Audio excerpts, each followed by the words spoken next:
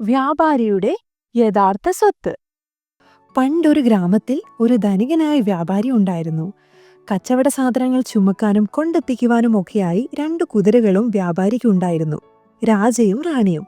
നാളുകളായി കച്ചവടം ചെയ്ത് കയ്യിൽ സമ്പാദ്യം നിറയെ ഉണ്ടായിരുന്നിട്ടും ഇനിയും ഒരുപാട് പണം വളരെ വേഗത്തിൽ സമ്പാദിക്കുക എന്നതായിരുന്നു അയാളുടെ ലക്ഷ്യം. അതിനുവേണ്ടി രാപ്പകലില്ലാതെ അയാൾ ആ കുതിരകളെ കൊണ്ട് പണിയെടുപ്പിച്ചു. സമയത്തിന് ഭക്ഷണം കൊടുക്കാതെയും അധിക ഭാരം പുറത്തു വെച്ചു കെട്ടിയും രാജയെയും റാണിയെയും വ്യാപാരി ഒരുപാട് കഷ്ടപ്പെടുത്തി. പണമുണ്ടാക്കാനുള്ള അത്യാഗ്രഹത്താൽ സൂത്രപ്പണികൾ ആലോചിച്ചിരിക്കെ പെട്ടെന്ന് വ്യാപാരിക്കൊരു ബുദ്ധി തോന്നി. പട്ടണത്തിൽ പോയി കച്ചവടം ചെയ്താൽ ഇവിടെ കിട്ടുന്നതിന്റെ ഇരട്ടി ലാഭം ഉണ്ടാക്കാം. പട്ടണത്തിലേക്കുള്ള വഴി കാട്ടിലൂടെ വളരെ ദൈർഘ്യമേറിയതാണ്. ദിവസങ്ങളുടെ യാത്രയുണ്ട്. പരമാവധി സാധനങ്ങൾ കൊണ്ടുപോകണം. കച്ചവടത്തിന് പോകാൻ തീരുമാനിച്ചെന്ന വണ്ണം വ്യാപാരി മനസ്സിൽ വിചാരിച്ചു. പിന്നെ ഒട്ടും സമയം കളയാതെ വ്യാപാര സാധനങ്ങളൊക്കെ വലിയ ചാക്കുകളിലാക്കി രാജയുടെയും റാണിയുടെയും പുറത്തു കയറ്റി. തങ്ങൾക്ക് താങ്ങാനാവുന്നതിലും ഭാരം ചുമക്കേണ്ടി വന്ന രാജയും റാണിയും ദയനീയമായി വ്യാപാരിയെ നോക്കി. അയാൾ അതൊന്നും വകവയ്ക്കാതെ തന്റെ ലക്ഷ്യത്തെ മാത്രം മനസ്സിൽ കണക്കുകൂട്ടി യാത്ര ആരംഭിച്ചു. കാടിനുള്ളിലെ മൺവഴിയിലൂടെ കുറച്ചു ദൂരം പോയപ്പോൾ തന്നെ രാജയും റാണിയും വല്ലാതെ തളർന്നു തുടങ്ങിയിരുന്നു. എങ്കിലും യജമാനോടുള്ള ഭയത്താൽ അവർ മുന്നോട്ട് നീങ്ങിക്കൊണ്ടേയിരുന്നു. പെട്ടെന്നാണ് അത് സംഭവിച്ചത്. വഴിയരിയിലെ ഒരു ചെളിക്കുഴിയിൽ രാജയുടെ കാലുകൾ അകപ്പെട്ടിരിക്കുന്നു. പെട്ടെന്നുള്ള രാജയുടെ നിലവിളി കേട്ട് വ്യാപാരിയും റാണിയും തിരിഞ്ഞു നോക്കുമ്പോൾ കാലുകൾ വലിച്ചെടുക്കാൻ പാടുപെടുന്ന രാജയെ കണ്ടു.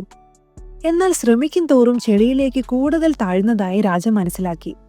യജമാനൻ തന്നെ രക്ഷിക്കുമെന്ന പ്രതീക്ഷയിൽ രാജ വ്യാപാരിയെ നോക്കി. ഇതു വലിയ ശല്യമായല്ലോ.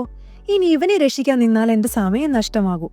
ഉടനെ ഇരുട്ടാവാൻ തുടങ്ങും, വ്യാപാരി മനസ്സിൽ വിചാരിച്ചു. എന്നിട്ട് രാജയുടെ പുറത്ത് കെട്ടിവെച്ച കച്ചവട സാധനങ്ങൾ ഒരു വിധത്തിൽ അഴിച്ചെടുത്ത് റാണിയുടെ പുറത്തേക്ക് കയറ്റി. ഇനിയും വൈകിയാൽ കാട്ടിനുള്ളിൽ കൂടി യാത്ര ചെയ്ത് പട്ടണത്തിലെത്തുക എന്നത് ദുഷ്കരമാവും. ഇങ്ങനെ മനസ്സിൽ വിചാരിച്ചുകൊണ്ട് തന്റെ കുതിരയെ കാട്ടിൽ ഉപേക്ഷിച്ച് യാത്ര തുടരാൻ വ്യാപാരി തീരുമാനിച്ചു. അങ്ങനെ അയാൾ റാണി കുതിരയെയും തന്റെ സാധനങ്ങളുമായി അവിടെ നിന്നും പുറപ്പെടാൻ ആരംഭിച്ചു. വളരെ വിഷമത്തോടെ തന്റെ സുഹൃത്തിനെ ഒറ്റയ്ക്കാക്കി പോരുക എന്നല്ലാതെ റാണിക്ക് വേറെ വഴി ഉണ്ടായിരുന്നില്ല. അവരിരുവരും കാട്ടിലേക്ക് നടന്നു മറയുന്നത് നിറകണ്ണുകളോടെ രാജ നോക്കി നിന്നു. സമയം ഉച്ച തിരിഞ്ഞിരിക്കുന്നു. ഉടനെ തന്നെ ഇരുട്ടാൻ തുടങ്ങും. എത്രയും പെട്ടെന്ന് തന്നെ നടന്ന് കാട് താണ്ടുന്നതാണ് നല്ലത്.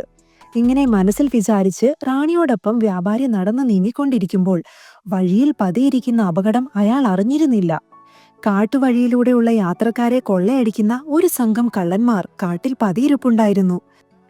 വ്യാപാരിയും റാണിയും മുന്നിലെത്തുന്നതിനായി അവർ ശബ്ദമുണ്ടാക്കാതെ ചെടികൾക്കിടയിൽ ഒളിച്ചിരുന്നു. വ്യാപാരി മുന്നിലെത്തിയതും അവർ കുറ്റിക്കാട്ടിൽ നിന്നും ഒരലർച്ചയോടെ പേടിപ്പിക്കും വിധം ചാടി വീണു.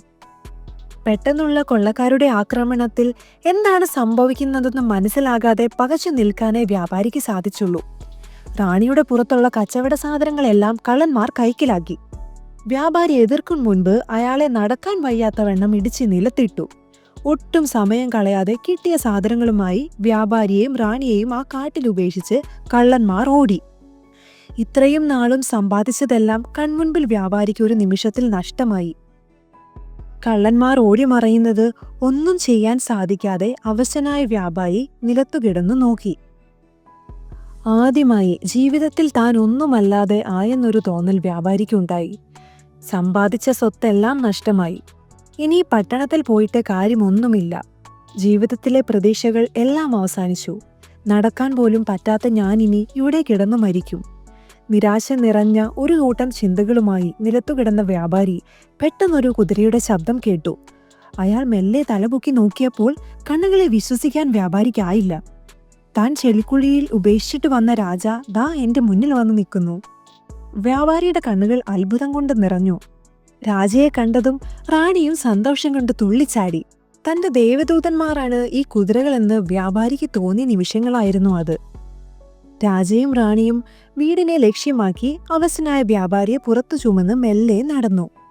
കാട്ടിലൂടെയുള്ള ആ മടക്കയാത്ര വ്യാപാരിക്കൊരു തിരിച്ചറിവിന്റെ യാത്രയായിരുന്നു. പണത്തിനോടുള്ള ആർത്തി മൂലം രാജയെയും റാണിയെയും രാപ്പകലില്ലാതെ കഷ്ടപ്പെടുത്തിയതോർത്ത് അയാൾക്ക് കുറ്റബോധം തോന്നി. ഇത്രയേറെ കഷ്ടപ്പെടുത്തിയിട്ടും തന്റെ ആപത്തിൽ തന്നെ രക്ഷിക്കുവാൻ വന്ന കുതിരക്കുട്ടന്മാരാണ് തന്റെ യഥാർത്ഥ സ്വത്തെന്ന് വ്യാപാരിക്കും മനസ്സിലായി. തിരിച്ച് വീട്ടിലെത്തിയപ്പോഴേക്കും വ്യാപാരി പുതിയ ഒരാളായി മാറിക്കഴിഞ്ഞിരുന്നു. പണത്തിനോടുള്ള അത്യാഗ്രഹം നല്ലതല്ലെന്നും സഹജീവികളെ ഉപദ്രവിക്കുന്നത് തെറ്റാണെന്നും മനസ്സിലാക്കിയ വ്യാപാരി രാജയെയും റാണിയെയും തന്റെ പുൽത്തകിടിയിലേക്ക് സ്വതന്ത്രമായി ജീവിക്കുവാൻ വേണ്ടി വിട്ടു. പിന്നീട് ഒരിക്കലും വ്യാപാരി അവരെ കൊണ്ട് പണിയെടുപ്പിച്ചില്ല.